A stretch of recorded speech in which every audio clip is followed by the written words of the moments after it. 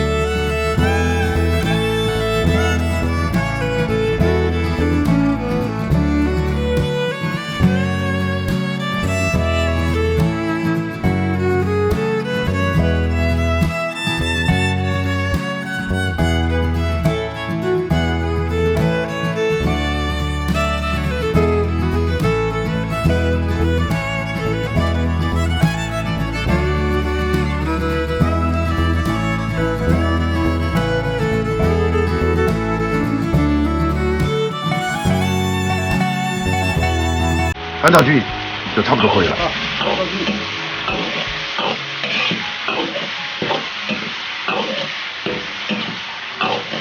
把炒好的拱嘴装入圆盘中，稍稍蒸一下，就可以喊老板开饭了。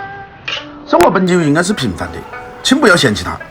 即使你在工作上或者某个领域上曾经做出多么优秀的或者多么惊人的成就，你也离不开一日三餐、家常菜来自家的支持和鼓励。